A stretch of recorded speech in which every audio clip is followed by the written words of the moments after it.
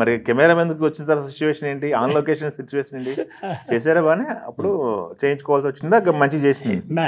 అంటే grasping nature ఉంది, intelligent girl అని చదివి చెప్పగానే క్యాచ్ చేసేది.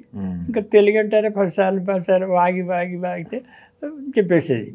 కొంచెం స్పెల్లింగ్ మిస్టేక్లో ఉండేవి కానీ యాక్షన్లో కవర్ చేసి అలాగా స్కోర్. ఇప్పుడు సహజ నటి అనే పేరు వచ్చేసింది. ఇప్పుడు సావిత్రి, వాణిశ్రీ తర్వాత జయసుదే చెప్పుకోవాలంటే అంత లెవెల్కి వచ్చింది. చాలా ఛాన్స్ అలా వచ్చింది అంతే.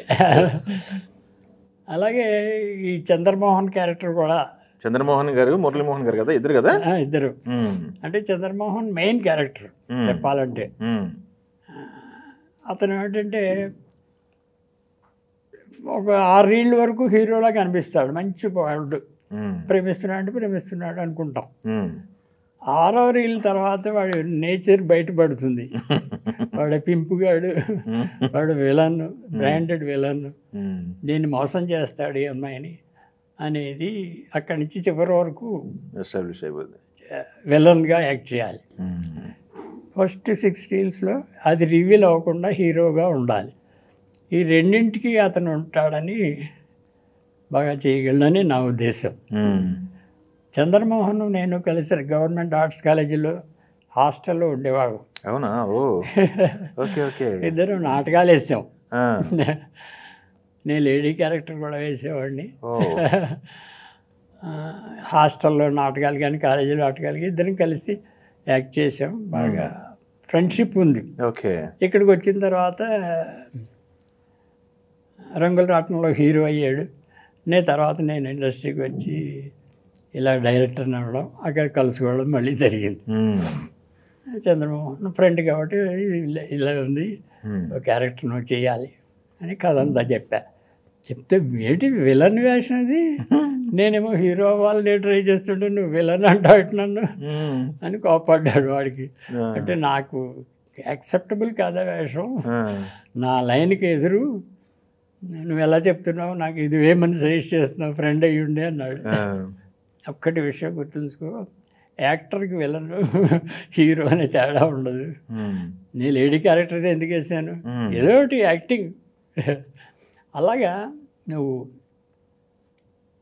విలన్ హీరో అని పెట్టుకోక 2 క్యారెక్టర్స్ డ్యూయల్ రోల్ అనుకో, 2 క్యారెక్టర్స్ నువ్వు బాగా చేయగలవని నేను వేయమంటున్నా, నీకు మంచి పేరు వస్తుంది దీంతో అని వాడిని కన్విన్స్ చేశా. సరే ఇంకా ఫ్రెండ్ కదా అని సరే చేస్తాను లేదు ఒప్పుకున్నాడు. అలాగా ఈ విషయం గుమ్మడి గారికి తెలిసింది. చంద్రమోహన్ అంటే ఏదో రంగుల రాట్నంలో వేసాడని చెప్పుకున్నారు తప్ప ఆయనకి తన గురించి బాగా తెలియదు. ఆయనకి బాగా తెలిసినది ఏమిటంటే ఓ సీత కథ మా డైరెక్టర్ విశ్వనాథ్ గారే చేశారు. దాంట్లో దేవదాస్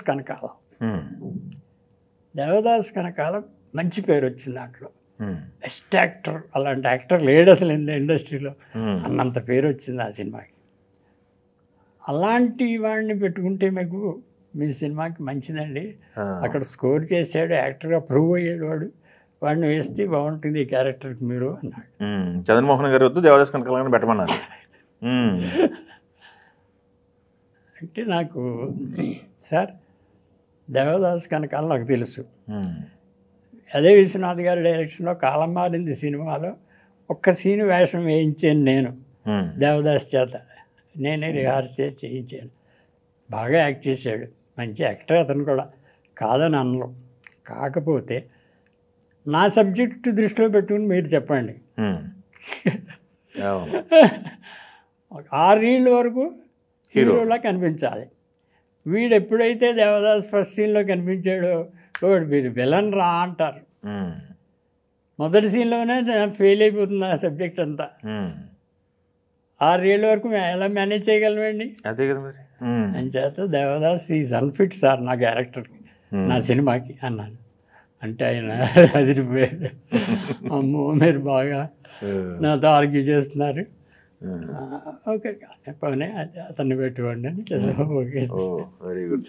ఇలాగా ఒక్కొక్క హడ్డీలాగా ఉండేవి. అంటే కొత్త డైరెక్టర్ కానీ కొంత ఉంటుంది, తర్వాత పెద్దవాళ్ళు సజెషన్ చేస్తూ ఉంటారు, దానికి ఏముంది. మంచి కోసం హిట్ కోసం. అది కానీ అది మనం కన్విన్స్ చేయడం, మన మీద సబ్జెక్ట్ మీద ఉండే అథారిటీ యాజ్ ఎ డైరెక్టర్గా ఇవన్నీ నాకు హెల్ప్ చేసి. సూపర్.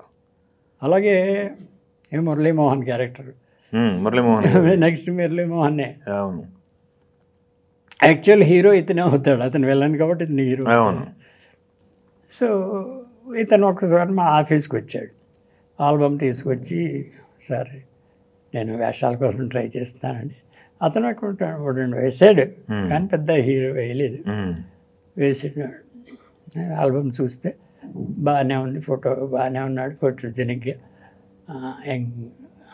మరి నువ్వు ఏం యాక్ట్ చేస్తావో నాకు తెలియదు కదయ్యా, ఫోటో బాగానే ఉంది అంటే, నేను నాటకాల్లో యాక్ట్ చేశానండి, యాక్ట్ చేసి చూపించనా మీకు, ఒక సీన్ చేయనా అండి అన్న. చెయ్యి, దానికి వచ్చావు కదా చెయ్యి, సీన్ యాక్ట్ చేసి చూపించాడు. సరే అంటే నా డెసిషన్ ఏం చెప్పలేదు, మీ ఫోటో అడ్రస్ ఇచ్చేసి వెళ్ళు, నేను డిసైడ్ చేసుకుంటే నేను కవర్ చేసి మళ్ళీ ఆ వేషానికి ఇస్తాను వెళ్ళిపోయాడు.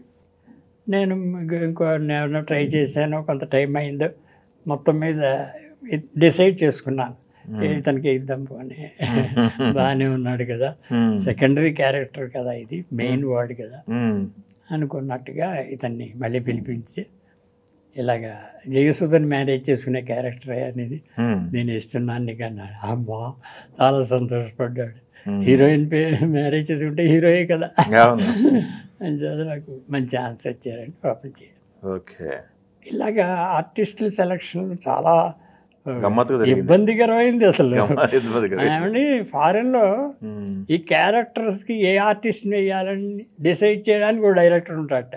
అవును, కాస్టింగ్ డైరెక్టర్. కాస్టింగ్ డైరెక్టర్ అది నిజంగా కరెక్ట్ అనిపించింది నాకు. అది అది అది లేకుండా ఊరికే డైరెక్షన్ చేయడం, షాట్లు తీయడం అది వేరే.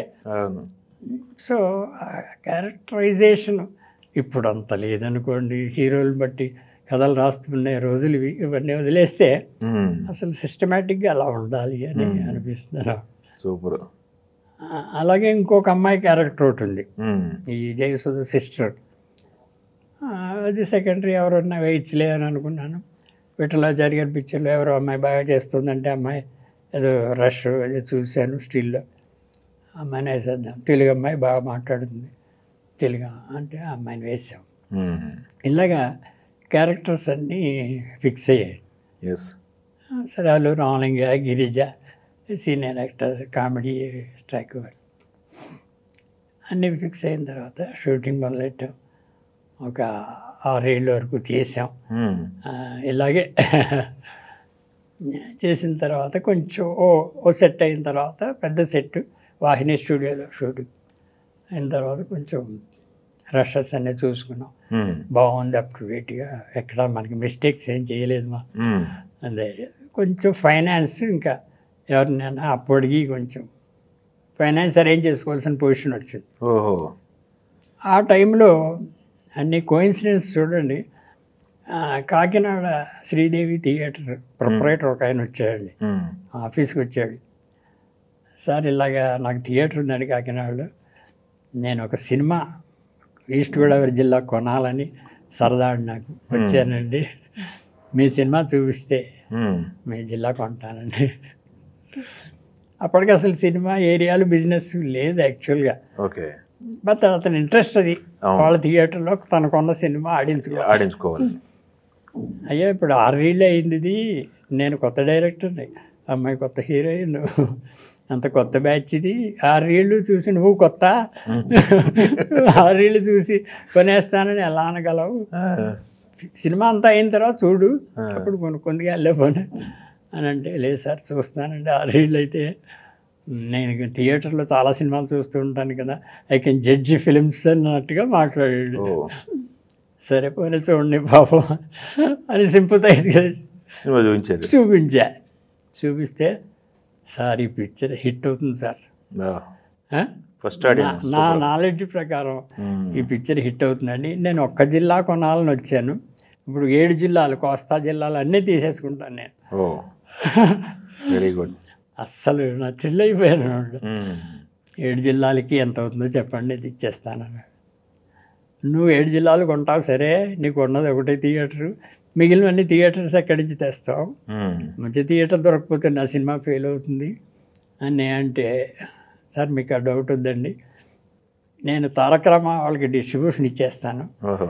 మొత్తం అన్నీ కూడాను, వాళ్ళే థియేటర్లు పబ్లిసిటీ అన్నీ వాళ్ళు చూసుకుంటారు, ఈ పిక్చర్ సక్సెస్ అవ్వడానికి మీలాగే నేను కూడా పాటుపడతాను నేను. ఓకే. సరే బాగానే ఉందన్న. 4 లక్షలు ఎంత మాట్లాడుకున్నాం, అడ్వాన్స్ ఇచ్చేసాడు టగటగా. అయిపోయింది.